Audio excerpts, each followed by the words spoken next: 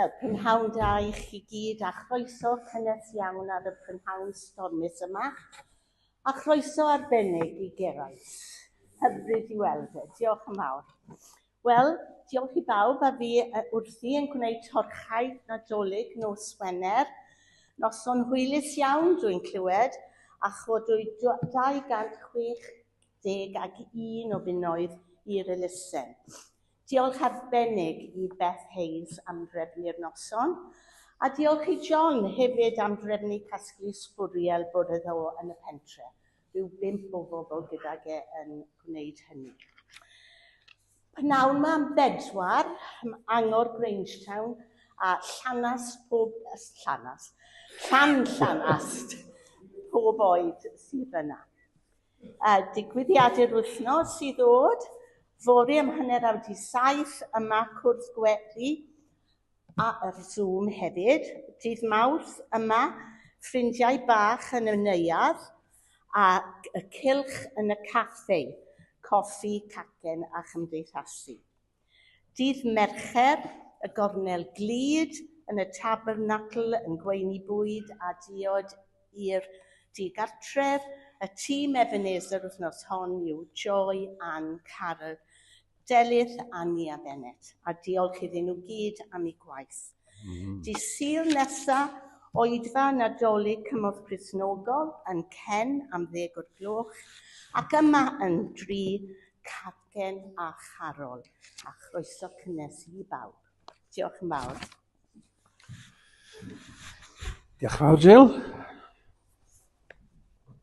Am y cyhoeddiadau. Atgoffa chi 2 Sul cynta bob mis. Da ni'n casglu bwydydd sych ar gyfer yn gwaith efo'r digartre ac ymgeiswyr lloches. Felly cofiwch ddod â bwydydd.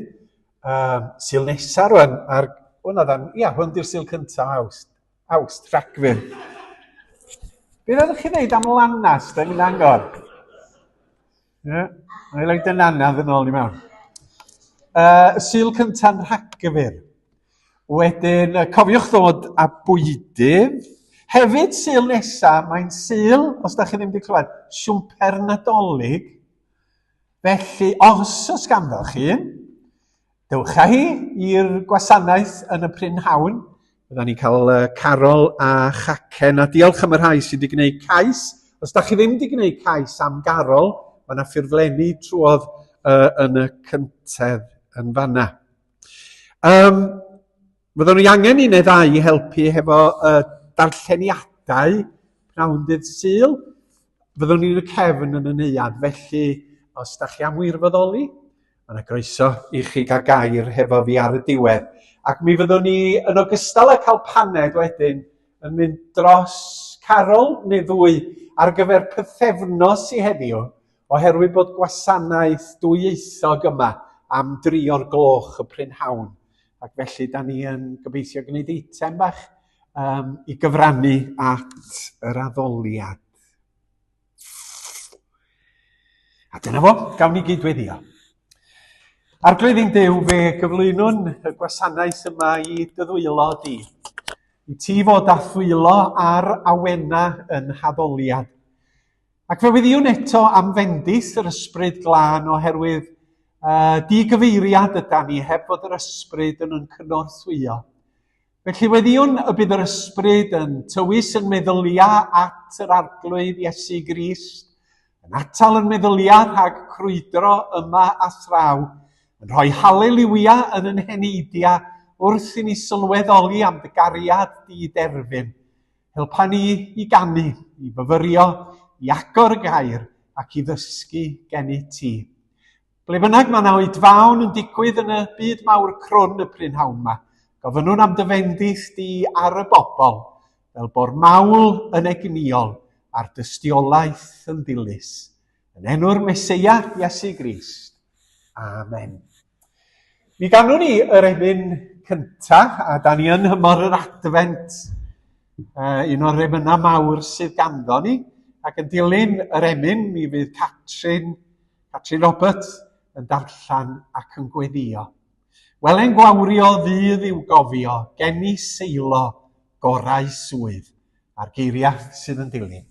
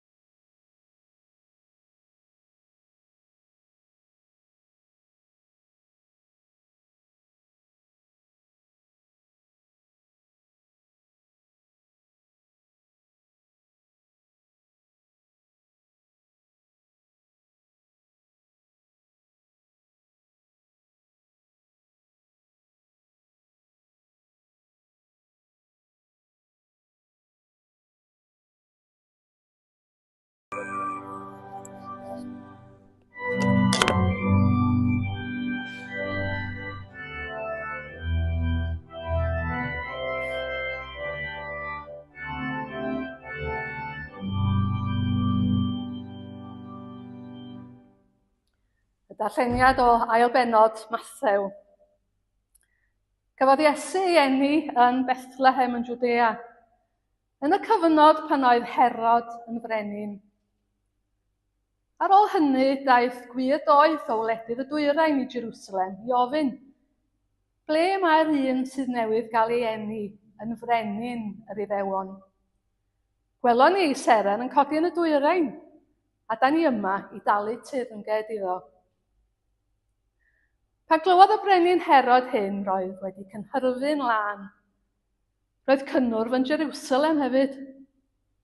Felly galwodd Herod y prif offeiriaid a'r arbenigwyr yn y gyfraith i ddewig i'w gyfarfod. Gofynnodd iddyn nhw, ble mae'r Mesia i fod i gael ei eni? Yn Bethlehem, Jwdea, medden nhw. Dyna ysgrifennodd y proffwyd. Bethlehem, yn hir Jwda. Nid yw bentre dibwys yn Jwda wyt ti. Achos ohono ti daw un i deyrnasu. Un fydd yn fugail i arwain fy mhobol Israel.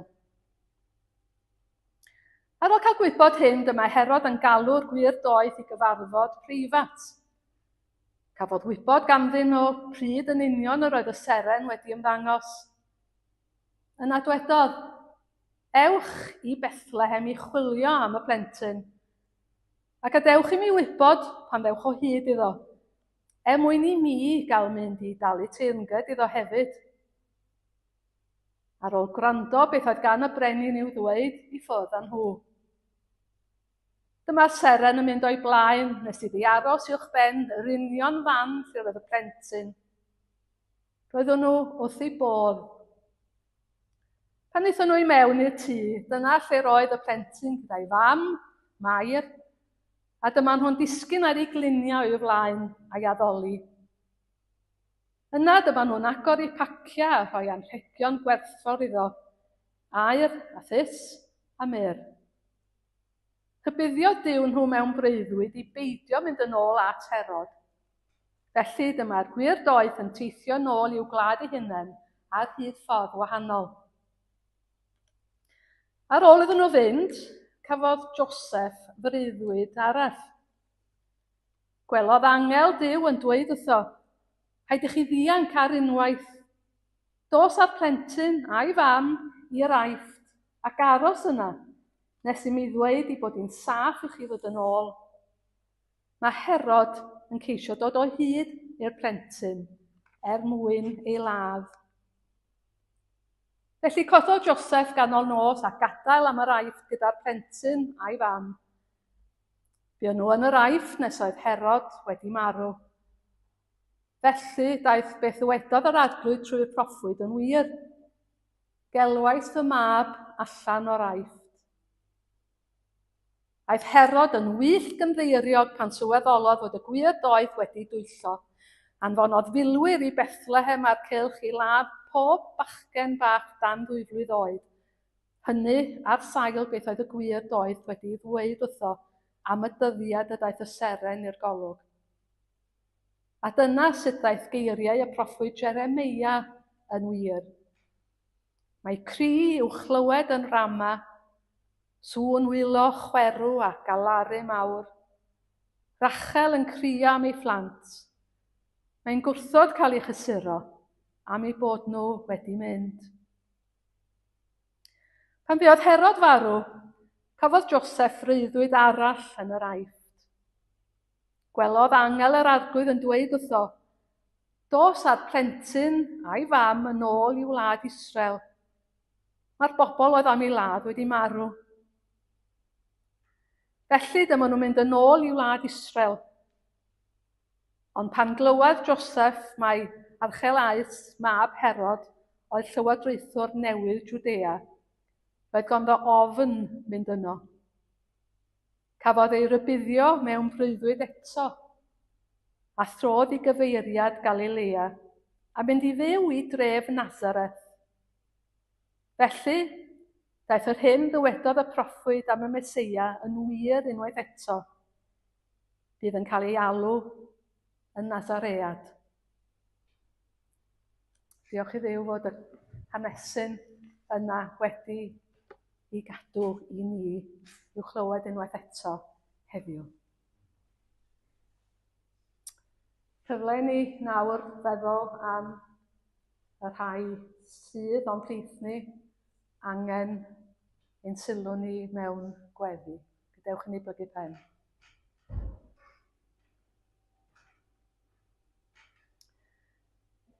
Heddiw o Dad, fedrwn ni ddim peidio dod gyda dy fron, ond a diolch yn Llanwn Calon. Am fod gennon ni iechyd a nerth. Am ein bod ni wedi medru cysgu'r nos a deffro'r bore yn ddi-boen. Ac am ein bod wedi medru dilyn ein llwybrau arferol a mwynhau bywyd. Da ni am gofio gyda fron arglwydd y rhai sydd wedi colli'r bendithion hyn. A mae rhai hynny sydd mewn gwendid a phoen yn eu cartrefi neu mewn ysbytai. Maent yn gweld yr oriau'n hir, yn disgwyl y bore am yr hwyr, a'r hwyr am y bore. Gwyddos arglwydd am ei hofnau, gwyddos hefyd am y loes. O bydd gyda hwy i'w cynnal, nertha hwy i gario'r groes. Diolch i ti am bopeth sy'n cynnal ei ysbryd ac am gyrru'r cysgodion i ffwrdd. Diolchwn am bob amynedd a thiriondeb, am bob cyffur effeithiol, am bob triniaeth ofalus, am bob dawn a gysegrwyd mwyn eraill. Ie o dad, diolchwn am waith y dwylo da a'r calonnau caredig ym mhob man. A tu ôl i'r cyfan, mae trefnu a gweinyddu doeth a gweithio cydwybodol. Diolchwn am ysbytai, meddygfeydd, a phawb sy'n gweithio ynddynt mwyn helpu'r cleifion a dod â iechyd gorfforol a meddyliol. O sêl dy fendith ar y cyfan oll. Cofiwn yn arbennig heddiw am Mair Evans, Iwan Morris, Sian Parry, Catrin Jane, Wyn Davies, Gwyneth Brewnan Jones, Malcolm a Jean Thomas, Megan Griffiths, Mair Hughes, Alun Parry, Barry Davies. A phob un arall sydd wedi derbyn triniaeth, sydd i dderbyn triniaeth, neu sydd o dan y don. Rho nerth, cryfder ac ymynedd i bawb sy'n gofalu dros deulu, fel eu bod nhw'n gallu ymdopi o ddweini mewn cariad. Gwrando weddiau anwyliaid dros y cleifion hyn, a bendithio bob ymdrech i ymladd haint a symud poen. Hyn a ofynnwn, yn enw'r gŵr cynefin a dolir, Iesu Grist, y meddyg da a'n iachawdwr ni oll. Amen.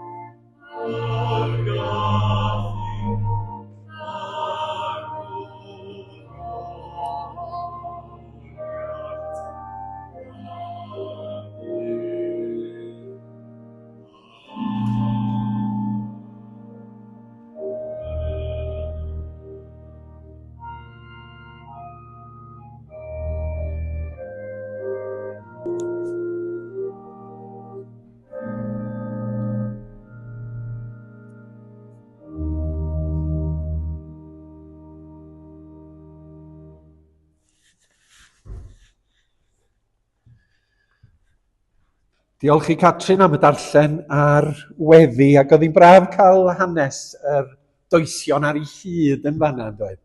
I gael yn atgoffa o'r hyn a ddigwyddodd a'r gwirioneddau sydd yn hlwm. Ddown ni at rei o'r hynna yn y munud, ond dowch i ni ganu eto. Y geiriau yma, unwn a llir angylaidd gór mewn mawl i'r nefol aer. Datguddiwyd dyfnder cariad ior, ymhreseb mab y saer, a'r geiriau sydd yn dilyn.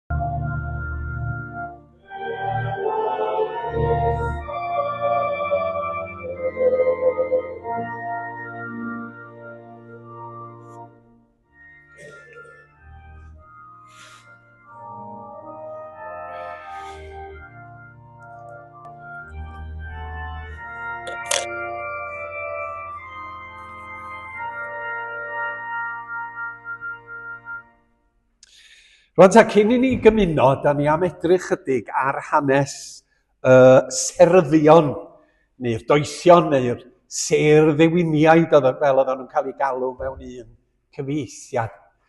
A cofiwch, mae yna wahoddiad i bawb sydd yn caru yr arglwydd Iesu i ymuno gyda ni wrth ei fwrdd ef. Ef sydd yn gwahodd ac ef sydd yn gofyn am ymateb yn ein calonnau. Rwan ta, o'n i wedi gofyn i Catrin ddarllen y stori ar ei hyd, fel yn bod ni yn deall cyd-destun yr adnodau, fel yn bod ni hefyd yn gweld y cymeriadau sydd yn rhan o hanes y doethion. Wrth gwrs, mi ddigwyddodd hyn ar ôl geni'r arglwydd Iesu. Er hwylustod, maen nhw'n rhoi'r bugeiliaid a'r doethion hefo'i gilydd wrth y preseb, ond yn hanesyddol doedd hynny ddim wedi digwydd fwy na thebyg, oherwydd fod y doethion di ymweld yn ddiweddarach. A ddari chi sylwi yn yr hanes bod Mair a Joseph wedi ffoi Raifft, oherwydd bygythiad Herod, a bod nhw wedi dod yn ôl flynyddoedd yn ddiweddarach. Felly, mi oedd Iesu a'r teulu wedi bod yn ffoaduriaid o'i gwlad ei hunain mewn gwlad ddieithr. A mae rhaid ni gofio hynny wrth i ni feddwl am ffoaduriaid yn yn hoes ni. Mae'r Iesu wedi bod yn ffoadur. Fe gafodd teulu yr Iesu fod i fyw yn yr Aifft am gyfnod efallai am 4 blynedd. Da ni'n gwneud yr amcangyfrif yna oherwydd bod y brenin Herod di marw tua 4 oed Crist, neu 4 oed Crist. Ac felly dim ond wedyn y dychwelodd y teulu, oherwydd bod nhw'n teimlo bod peth o'r perygl wedi mynd. Rwan ta wrth edrych ar yr hanesion yma, mae rhaid ni gofio bob amser pam bod Iesu wedi cael ei eni. Y darlun mawr sydd yn taflu goleuni a dealltwriaeth yn y darlunia bach yma, da ni'n clywed mewn darlleniadau dros dymor yr Advent. Fyddai'n hoffi gwylio rygbi, dwi'n gwybod bod rhai o'na chi'n gwylio pêl-droed, rhai o'na chi'n gwylio criced, fallai chwaraeon eraill. Falla bod o'n digwydd yn y byd cerddorol hefyd mewn cerddor beirdd. Ond fyddai'n gwylio gêm rygbi ambell dro. A fydd yr dyn camera yn zoomio i mewn yn fanwl a rywbeth am gyfnod rhy hir i fi. A fyddai'n gweiddi ar y teledu, zoom out, oherwydd bod chi eisiau gwybod beth sy'n digwydd symudiadau eraill yn y cae. Mae hyn yn digwydd mewn rygbi a pêl-droed, bod chi angen gweld symudiadau chwaraewyr eraill i ddeall beth sydd yn mynd i ddatblygu. A mae'n bwysig bod ni'n gwneud hyn hefo stori'r geni hefyd. Zoom out, fel bod ni'n gweld y darlun cyfan a gweld geni'r Iesu yng nghyd-destun y darlun mwy. Ac mae o'n bwysig fel y bod ni yn deall pethau yn well. Y cefndir syml a'r ateb syml a bendigedig i'r cwestiwn pam bod Iesu'n cael ei eni ydy Ioan 3:16, a da chi gyd yn gwybod yr adnod. Ydy mae Duw wedi caru'r byd gymaint nes iddo roi ei unig fab mwyn i bwy bynnag sy'n credu ynddo beidio mynd i ddistryw ond cael bywyd tragwyddol. Pam bod Iesu wedi cael ei eni? Zoom out oherwydd hyn. Oherwydd cariad bendigedig Duw tuag at ddynoliaeth anghennus, doredig, golledig. A bod Duw am yn cymodi ni ag ef ei hun ac yn Iesu Grist bod o wedi trefnu ffordd ryfeddol i wneud hynny.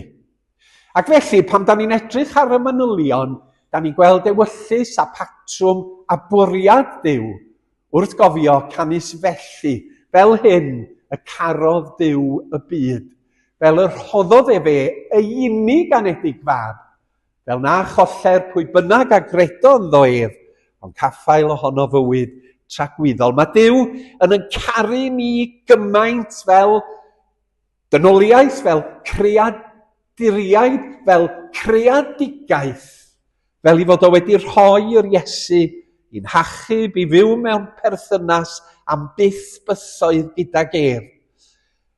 Mae Duw wedi'n creu ni i fyw mewn perthynas efo fo, i'w garu fo, a'i anrhydeddu, a'i addoli.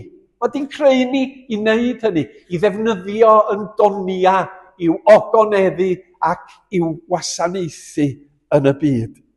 I fyw mewn cyfeillgarwch, ac wrth gwrs mewn cyfeillgarwch a harmoni a'n gilydd o fewn i ddynoliaeth. Heb Dduw, da ni ar goll. A symptoma o hynny, yr ysgariad mawr rhyngon ni a Duw, ydy, wel, rhowch y teledu mlaen, rhyfel, anghyfiawnder, tlodi, casineb, hiliaeth, salwch, celwydd, ac mae'r rhestr yn mynd yn ei blaen. A mae Duw yn dweud, na'r ffisig i wella'r archoll a'r briw dychrynllyd yma, ydy fod pobl yn dod i fyw mewn perthynas a fo. Da ni'n gallu gwneud hynny'n hunan. Ond mae Duw wedi trefnu ffordd canisfellu y carodd Duw y byd. Dyma pam y geni, dyma pam Iesu, dyma pam yr advent, dyma pam y cymyn. Mae Duw yn caru ni ac yn cymodi ni a gef. Rwan da ni am fynd trwy rhai o'r prif edafedd yn stori y doethion. Mae yna gymaint yma, fe ni ddim crybwyll y cwbl, ond dwi am gyfeirio at rhai o'r cymeriadau darllenodd Catrin amdanyn nhw. Dywch i ni geisio i datod nhw a gweld peth o'r gwirioneddau sydd yma. Byddai'n sôn am y doethion, byddai'n sôn am Herod, byddai'n sôn am Iesu. Ac yna'i gloi yn sôn am ymateb pobl yn y stori i Iesu Grist. Mae hwnnw'n ddiddorol. Ond y doethion. Pam o'n i'n weinidog ifanc, dyma rhywun ar fyrybydd yn gofyn i mi, will you read this portion of scripture? O'n i bron iawn yn monoglot, da chi'n gwybod, siarad Cymraeg, o'n i wedi defnyddio Saesneg. Dwi wedi defnyddio fe lot fwy yn y blynyddoedd dwytha yma nag yn y gorffennol. Ac o'n i'n styrffaglu yn trio darllen y darma mewn gwasanaeth advent yn Saesneg. A dyma gair yn ymddangos nad o'n i rioed wedi weld o'r blaen. Ac oedd yn gyfnod pryd oedd Mrs Thatcher wrth y lliw yn, na ni'n sôn am Mrs Thatcher, yn gwneud beth nas i. A di wreiddio lot o bethau mwyn ei athroniaeth economaidd anweledig sydd wedi gwneud niwed mewn llawer cyfeiriad. A'r gair nes i ddarllen oedd y gair magu. O'n i rioed wedi clywed y gair yma blaen. Ac o'n i yn Nghyngor Eglwysi Wrecsam, da chi'n gwybod, efo pobl fawr a maer a falle yna. A mae'n darllen magu, be ar wyneb y ddeiar di hwn? Medda fi yn fy meddwl. Ac ar ddiwedd yr oedfa, dyma dyn caredig iawn yn dod ata fi a dweud, oh dear boy, the word is not Maggie, the word is Magi. A nes i ddysgu gwers yn y fan honno i ddysgu sut i ynganu o ddarlleniadau cyn i mi darllen nhw yn gyhoeddus. Ond na i byth anghofio, neu wrach na Magi oedd yn dweud. Ia, Magi. Wrach na dyna'r ynganiad cywir, Magi. Mae'r gair yn ddigon diddorol, oherwydd mae o'r un gwreiddyn a magic. A dyna pan bod chi'n cael yn un o'r cyfieithiadau Cymraeg, ser ddewiniaid. Bod nhw'n gwneud chydig bach o magic ar y slei. Ond maen nhw wedi symud o'r cyfieithiad hwnnw erbyn hyn o'r doethion i wir doeth, i seryddwyr hyd yn oed. Pobl oedd yn dilyn y patryma a symudiadau y ser yn yr awyr. Oedd o ddiddordeb mawr iawn dros y canrifoedd.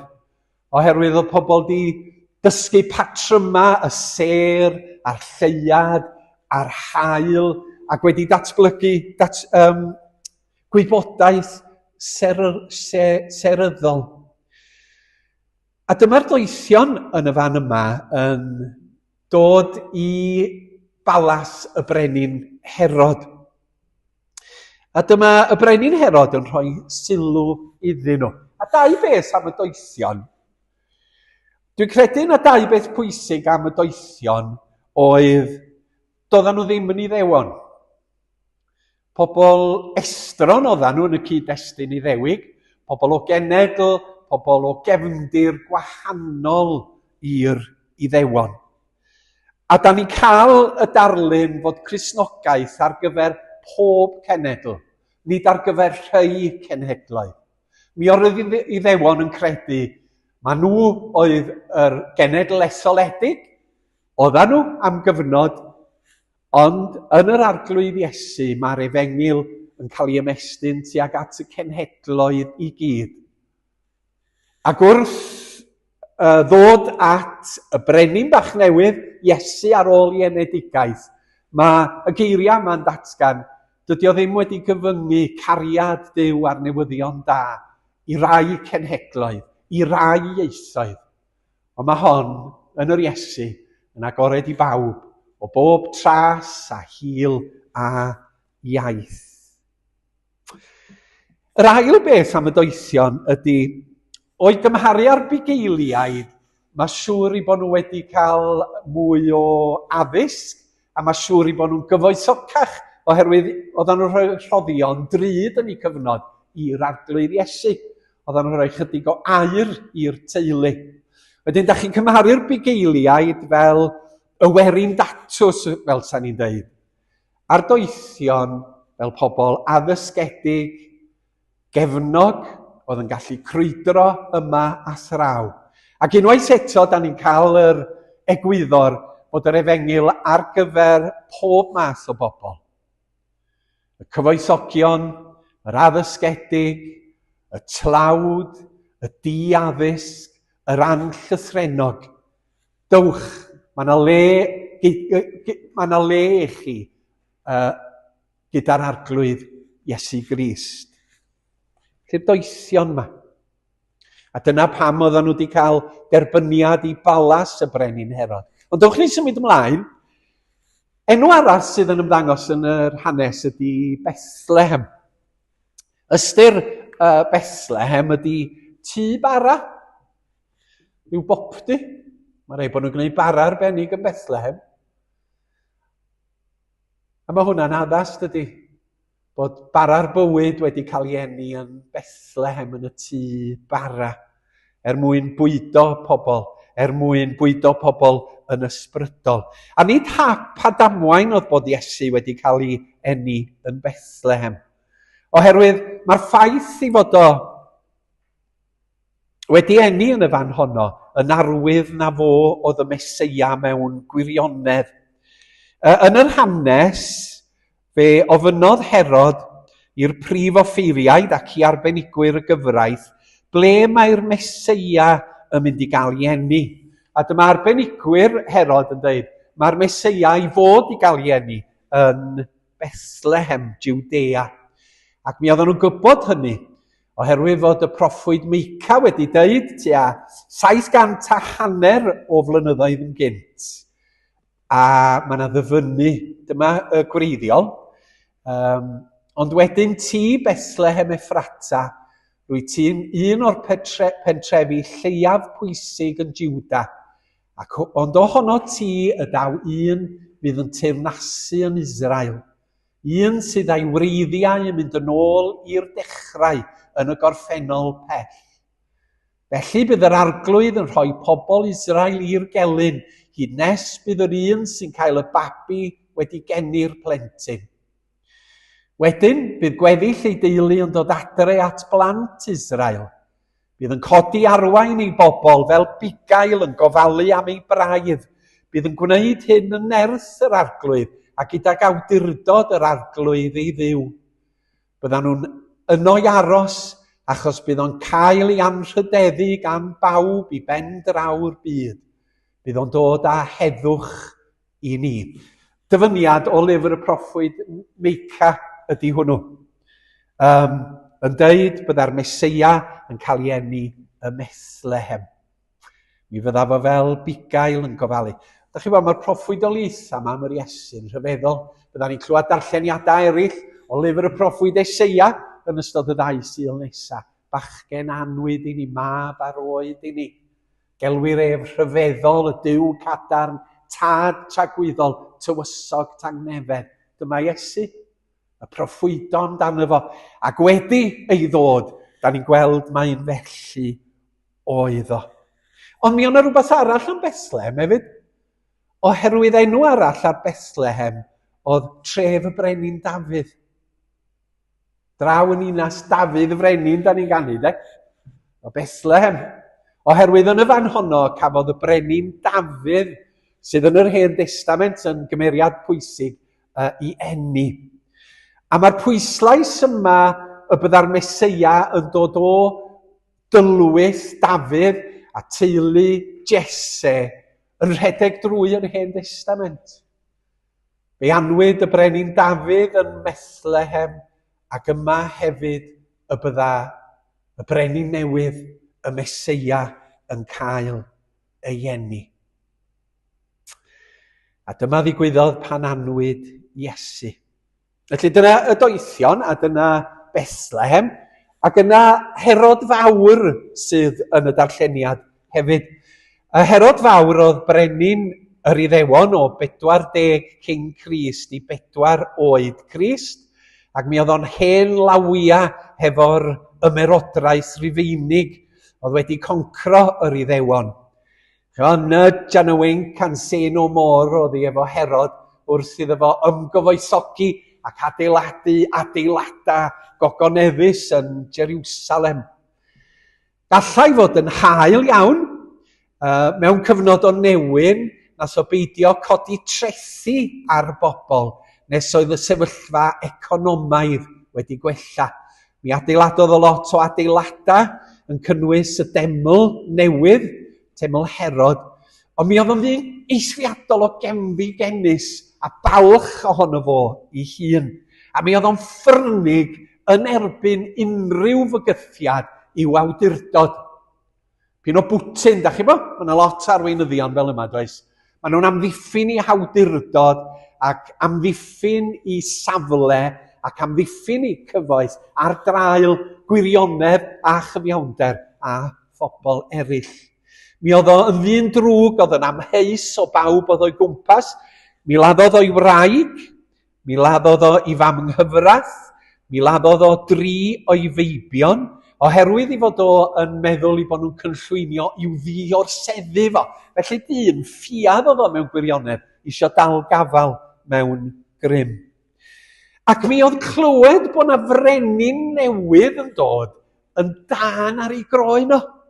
A dyma'r doethion yn cerdded mewn i'w balas o dweud, lle mae'r brenin yn mynd i gael ei eni? Ac oedd yn gofyn i'r brenin, pwy oedd y brenin newydd oedd yn dod? Wel, fallwch chi ddychmygu, ymateb dyn awdurdodol, drwg, hunan gyfiawn fel Herod.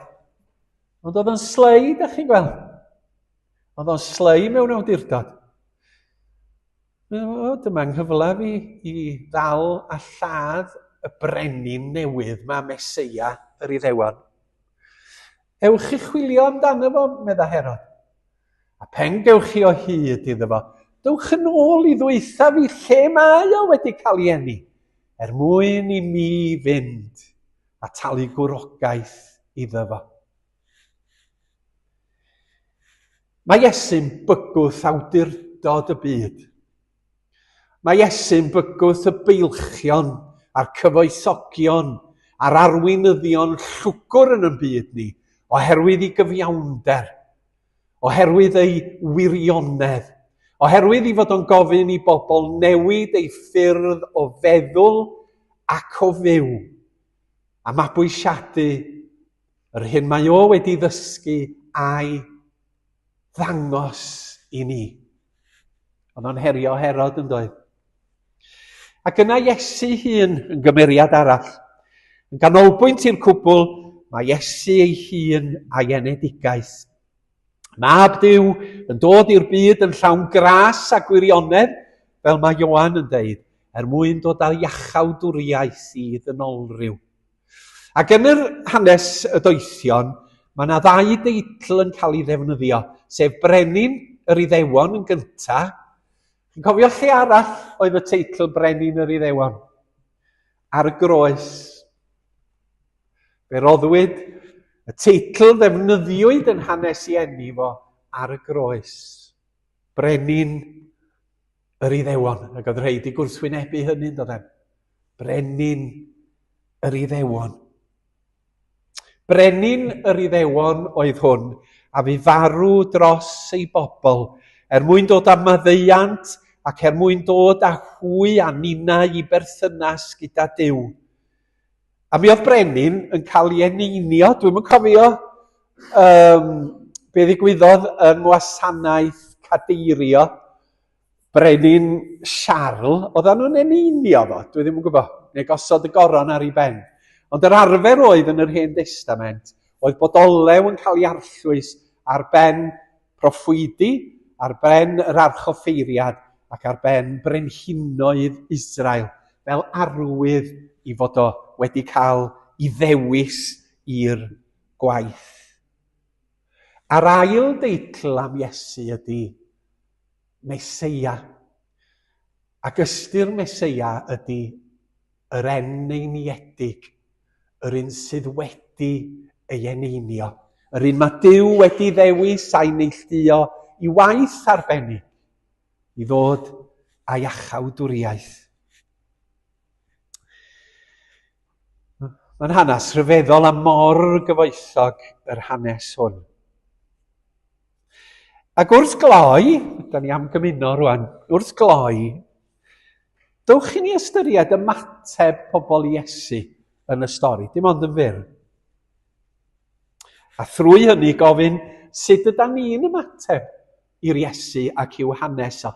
Ymateb Herod, yn y bôn mae o'n ymateb yn llawn casineb a chenfigen i enedigaeth Iesu Grist. Oedd o'n 10 i ddechrau'n dweud, dewch yma, dewch i ddeitha fi lle mae wedi enni. Ond mae'n dangos i ochr y nes ymlaen. Mi oedd o'n pryderu bydda'r plentyn bach hwn yn ei ddisodli ac yn cymryd ei le gan amharu ar ei rym a'i gyfoes. A mae pobl yn ymateb fel hyn i Iesu yn y dyddiau ni. Dyn nhw'n isio gwybod. Oherwydd mae Iesu'n gofyn am newid yn dydy. A di pobl ddim isio newid. Maen nhw'n gyffyrddus yn ei moethusrwydd, yn ei cyfoes, yn ei sefyllfa. A maen nhw'n ymateb yn negyddol i newyddion yr Efengil Gristnogol. Maen nhw'n wfdian yr Iesu oherwydd i bod nhw am fyw fel y dymunent, heb ymyraeth Duw, heb ymyraeth gwaredwr. Mae'r Iesu'n bygwth ffordd pobl o fyw. Yna cymeriadau eraill sy'n ymateb ydy'r arweinyddion crefyddol. Mae ymateb nhw yn ddi-hyd i'r arglwydd Iesu. Doedd y newyddion am frenin yr Iddewon, doedd nhw ddim yn amharu dim arnyn nhw. Mi oedden nhw'n brysur efo'i dyled swydda yn y deml a thrafodaethau yn bethau'r gyfraith fel nad oedd ganddyn nhw ddiddordeb yn Iesu. Mi fyddach chi'n meddwl na nhw fysa'r cynta yn y ciw, ni sôn am ciwio bore yma, yn y ciw i weld y brenin newydd. A ni gario ymlaen. Ti'n isio newid? Da ni'n iawn, na ni gadw i esbonio manylion y gyfraith. Ond mi oedd Iesu yn y diwedd yn bygwth ffordd yr arweinyddion crefyddol o fyw hefyd. Ac yna y seryddion i gloi, y doethion, mae ymddygiad nhw'n wahanol iawn. Y peth cyntaf ydy bod nhw'n llawen ar ôl clywed y newyddion da. Ac un o negeseuon mawr yn Nadolig yw fod llawenydd i'w gael yn Iesu. Maen nhw'n dyheu i fod yng nghwmni'r baban. Awn yno i'w addoli. Dim ond Duw da ni'n addoli, ynddo? Sy'n golygu bod Iesu'n dduw mewn ffordd syml. Ffordd syml i'w roed o. A dyma nhw'n mynd i addoli y baban yn llawen. Peth arall am ymateb y doethion oedd i bod nhw'n rhoi. Oedden nhw'n rhoi. Oedden nhw yn llawenhau, mi oedden nhw'n addoli ac mi oedden nhw yn rhoi rhoddion i'r baban newydd. Yr aur, a'r llys, a'r myr. Ac yn ymateb y seryddion, da ni'n gallu gofyn y cwestiwn, sut ydyn ni yn ymateb i Iesu Grist? Ac i wrth gofio am ei enedigaeth yn Nadolig hwn. Hwn ydy'r brenin, y Meseia, mab Duw, y gwaredwr. Gadewch i ni lawenhau ynddo. Gadewch i ni blygu gan ei addoli. Dewch i ni roi yn bywyda a'n doniau yn llwyr iddo i'w garu a'i wasanaethu. Mwyn i enw. Amen.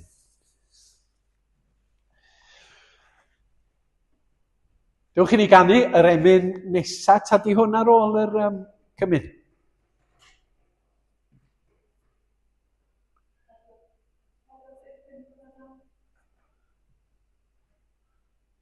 Draw yn Hawelwch.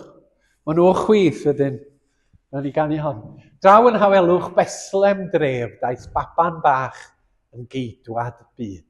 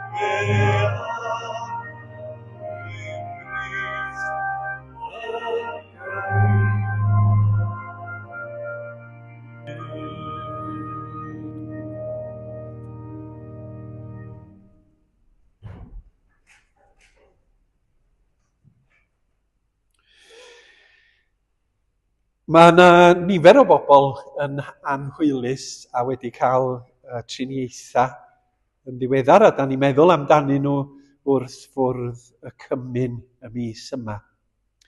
Fe gyfeiriwyd at nifer ohonyn nhw yn y weddi yn gynt yn y gwasanaeth. A da ni'n cofio'n arbennig am Mair Evans, Dinas Powys, Mair Hughes wedi cael poen arteithiol yn ei chefn, fel bod ti wedi methu codi allan yn ystod y 2 wythnos dwytha. Mae Malcolm a Jean wedi bod yn gaeth i gartref oherwydd annwyd echrydus. Maen nhw'n gwella chydig bach, ond mae o'n effeithio ar ei anadlu nhw. Mae Gwyneth Briwnan Jones yn cofio amdanach i gyd, ond mae hi wedi bod yn yr ysbyty ers dydd Llun dwytha, oherwydd pwysedd gwaed isel. Nes i weld ti ddoe ac oedd hi mewn dipyn o wendid. Da ni'n meddwl hefyd am Delor Wedlic ac Iwan Morris. Da ni'n cofio am Megan Williams, Megan Griffiths. Mae Catrin Jane yn gwella. Mi gafodd i'r driniaeth rai wythnosa yn ôl. A mi oedd yna rhyw gymlestod wedi codi ac oedd yna'n gofod delio efo hynny. Mi o'i mewn yn yr ysbyty am ddiwrnod, ond mae Catrin yn cryfhau yn dda. Ond fyddai'n trio i rhybuddio i paid ag wneud gormod yn rhy fuan, oherwydd mae ar dan i wneud popeth oedd hi'n gwneud cynt. Mae Gethin wedi cael triniaeth arall ar ei lygad arall, a mae'n braf cael ei gwmni fo ar ôl y triniaeth, a mae Meryl Nielsen hefyd wedi cael lens yn y ddwy lygad. A mae'n rhyfeddol gwyrth moddion y meddyginiaeth yn ein dyddiau ni. Felly, da ni'n cofio'n anwyl iawn, os gallwch chi codwch y ffôn i siarad hefo nhw ac i ddymuno dda iddyn nhw, maen nhw falch i gael sgwrs. A mae yna un teimlu da ni yn cydymdeimlo'n fawr iawn hefo nhw. Sul cynta Ionawr, mi fyddai'n talu teyrnged bach wrth ffwrdd y cymun. Da ni'n cydymdeimlo hefo teulu Rhian Rydych, hefo'r merched Meinwen a Gwenan, a'r Wyresa, Catrin, Bethan, Megan a Caris. Hyd yn ddiweddar oedd Rhian yn un o ffyddloniaid y cwrdd yn y bore a'r prynhawn. Yn fwy diweddar oedd hi'n dod yn ffyddlon i oedfa y prynhawn. Oedden ni'n nabod ti, oedd hi wraig hyfryd, oedd hi yn wraig ddymunol a ffyddlon, meddylgar a gweithgar. A mae'r angladd wythnos i ddim Mawrth, hanner awr wedyn ar 10 yng Nghapel y Wenallt yn Thornhill. A mae rhai ohonoch chi'n cofio Gilbert, a mae'n 28 mlynedd ers i Gilbert farw, a ges i'r fraint o gynnal yr angladd hwnnw, oherwydd mae weddillion o wedi ei gladdu yn Thornhill. Fanno fydd weddillion Rhian yn mynd hefyd. Felly, cydymdeimlad mawr efo'r merched i gyd yn eu colled a'i hiraeth am Rhian. Gawn ni gydweddio.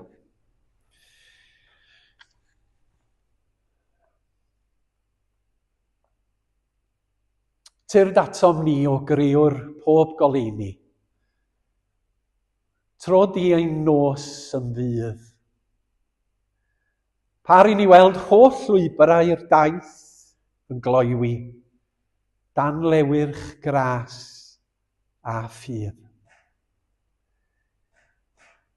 Ym mis Rhagfyr, da ni'n ymwybodol iawn o'r tywyllwch, bod y tywyllwch yn hwy ac yn ymddangos yn gryfach na'r goleuni. Weithiau wrth edrych ar y byd yma i dryblis a'i drafferthion, da ni'n meddwl bod y tywyllwch yn gryfach, yn fwy amlwg na y goleuni. Ond wrth i ni yn hymor yr advent, dechrau paratoi i ddathlu geni yn gwaredwr, da ni'n cael yn atgoffa bod deuoleuni ef yn drech nag unrhyw dywyllwch. Tywyllwch anghyfiawnder, tywyllwch drygioni, tywyllwch grymusterau llwgwr y byd hwn. Tywyllwch ysbrydol, oherwydd mae dair di yn dweud nad yw y tywyllwch yn ei drechu ef. A da ni'n diolch i ti am hynny, ym mhob dydd a phob wythnos o'n bywyd, bod goleuni dy gariad yn y Meseia Iesu Grist yn llewyrchu yn dambaid arnom ni. Tro ni'na yn oleuni'r byd, fel mae'r Iesu yn oleuni'r byd. Fel yn bod ni'n adlewyrchu dy gariad a dy gyfiawnder a dy ewyllus i'r byd ac i Gymru sydd angen y newyddion da yn y dyddiau hyn. Wrth i ni gymuno, Mi gyflwynwn i ti y rhai hynny a enwyd, y rhai hynny sydd yn oedrannus, y rhai hynny sydd yn anghennus, y rhai hynny sydd yn dioddef o anhwyldera ar hyn o bryd ac yn methu codi allan. Fe weddiwn dros y rhai sydd wedi derbyn triniaethau, dros y rhai hynny sydd yn derbyn triniaethau yn yr ysbyty, y rhai hynny sydd i dderbyn triniaethau yn y dyfodol agos. Gwarchod drostynt yn ei hamgylchiadau amrywiol, a boed ym mhob sefyllfa i oleuni Iesu lewyrchu ar ei llwybr. Ac wrth ddod at ffwrdd y cymyn dadnefol, da ni yn cyffesu'n amherffeithrwydd ger dyfrond i unwaith eto. Mae pobl amherffaith a ffeiledig gyda ni wrth ddilyn yr arglwydd Iesu. Yn bod ni yn gwneud pethau na ddylia ni i cyflawni, yn bod ni'n peidio a gwneud pethau da y dylia ni fod yn ei gwneud. Yn bod ni'n siarad yn anoes ac yn anymunol gyda'r eraill. Da ni'n gofyn am faddeuant am bob pechod a chamwri, nid oherwydd ni dad, ond oherwydd canus felly, y carodd Duw y byd, fel yr rhoddodd fe ei unig anedig fab, fel na choller pwy bynnag a gredo ynddo ef, ond caffael ohono fywyd tragwyddol, oherwydd fod danwyl fab wedi rhoi ei hun dros yn pechoda ni ar y groes, fel yn bod ni drwy roi ffydd ynddo a'i ddilyn, yn derbyn maddeuant llwyr, a'n golchi yn lan, fel yn bod ni yn gyson, yn cael dechrau newydd, yn ffeiledda. Ac yn awr, da ni'n gweddio bydd y bara hwn i'n ffydd ni yn gorff yr Iesu a dorwyd trosom. A'r gwyn hwn i'n ffydd ni yn waed yr arglwydd Iesu a dywalltwyd ein mwyn. Hyn a ofynwn yn enw y meddyg da a'r Meseia, Iesu Grist. Amen. Gan edi farhau am ein pechodau, deuwn at ffwrdd yr arglwydd Iesu Grist. Yn y swper olaf a fwytaodd gyda'i ddisgyblion cyn iddo ddioddef, ordeiniodd fod y bara a'r gwyn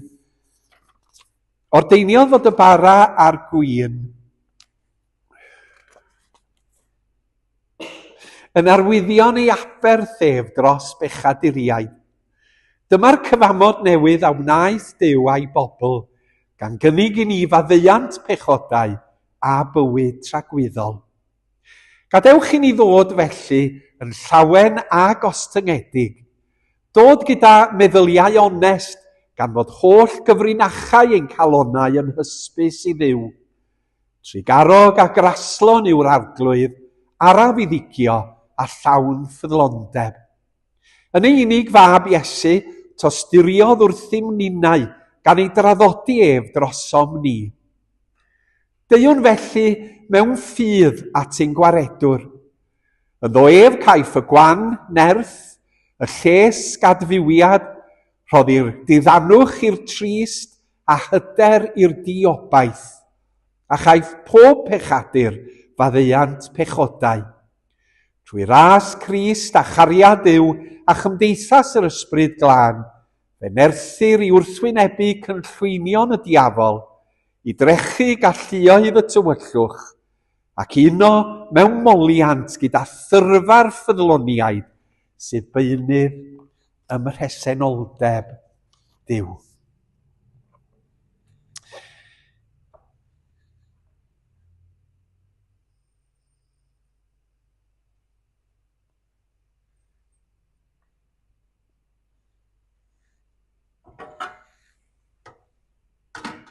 Mewn i fuddod i'r arglwydd Iesu, ac i gofio amdano y gwnawn ni hyn.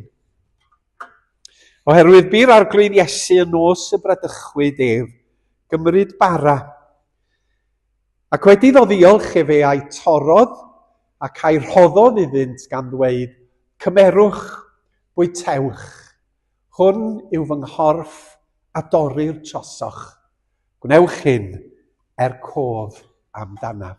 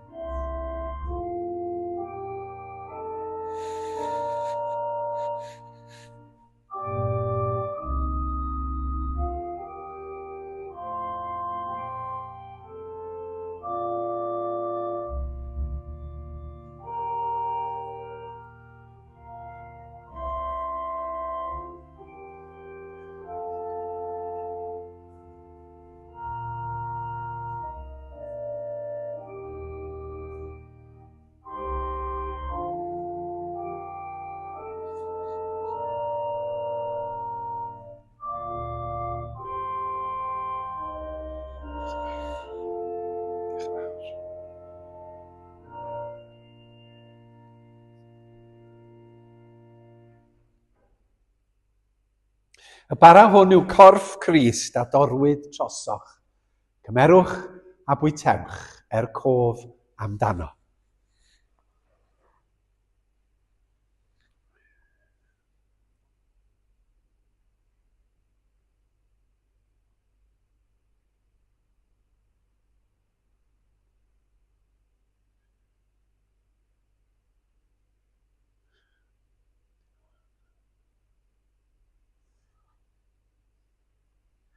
Yr un modd hefyd fe gymerodd y cwpan ar ôl swper, gan ddweud y cwpan hwn yw'r cyfamod newydd yn fy ngwaed i. Gwnewch hyn bob tro yr yfwch ef i gofio amdanaf.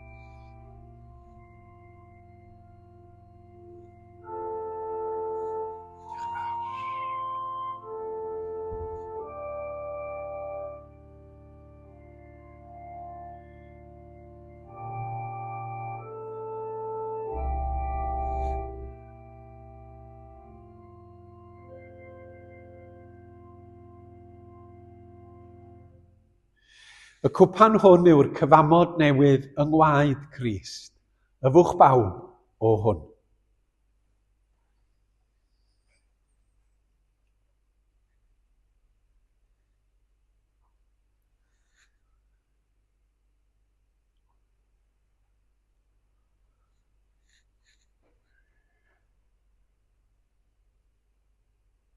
Dewch i ni ganu ar yn heistedd i gloi y geiriau canlynol.